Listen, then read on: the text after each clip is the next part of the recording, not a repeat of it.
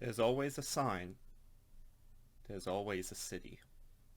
There's always a king. Greetings, Miskatonic Repository. Heinrich Moore here with episode 1 of the Carcosa Diaries. There. We've made it. We've arrived. And welcome to episode 1 of what I hope will be a continuing series. In this first episode, we'll be talking about the concept behind Heinrich's guide to Carcosa. We often talk about being intentional on this channel, so let's do that. Let's talk about thesis statements. A thesis statement for our purposes is going to be our one sentence summarizing this entire project. Here's mine. The guide is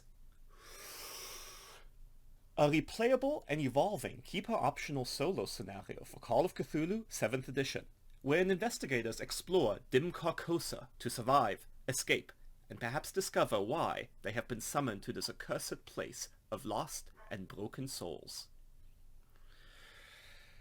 Whew. Well, we didn't use quite as many words as Howard Lovecraft might have, but that's still a mouthful. And full disclosure, when I read this sentence to my writing friends, they laughed at me. I don't know if that had to do with the content of the sentence or that I struggled to say it all in one breath, but you should feel absolutely free to mock me in the comments. That said, this thesis statement isn't for you. Well, it isn't for them, the people who will buy this book or your book. Thesis statement is for you or me because it's a tool, a guiding star of what you're trying to achieve.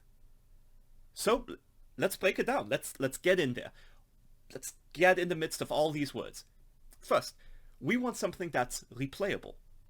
For a solo scenario, that means there needs to be a reason to keep going back. Right now, my idea is that we will have different maps and layouts of Carcosa, plus different tables that advance the story. In other words, more content. So you can't possibly experience it all in one playthrough. Second, we want the solo scenario to be evolving. For our purposes, evolving is going to mean that you can make the same choices, but based on what has happened before, the outcomes may be different.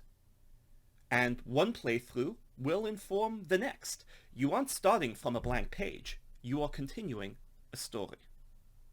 Third, we want it to be a keeper optional solo adventure. We want you to be able to use this guide by yourself, but also with a friend. So there has to be some value in having a keeper with you, but not so much that the experience isn't fun without one. Comparatively, the rest of the words are easy to go through. Fourth, 7th edition Call of Cthulhu rules. That's what we need to abide by and stay on the right side of Chaosium's community content guidelines for the Miskatonic Repository, which is where this will eventually find a home. Fifth, investigators will explore Carcosa. Yep, that's the content. That's what we want to see. To experience Carcosa. Easy enough. Sixth, the win conditions are to survive, escape, and discover. Discover what? Well, why you're here. That's our story. We have our setting, we have our story, and we have the elements that we want to include in both. Those are all the elements for our Carcosa guide.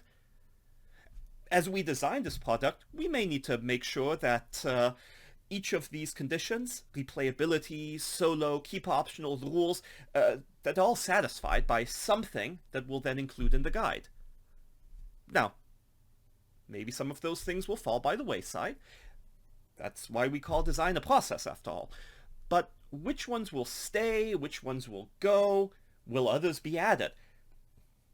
I don't know. But I'm looking forward to finding out. And I hope you'll stick with me. If so, then stay tuned for more.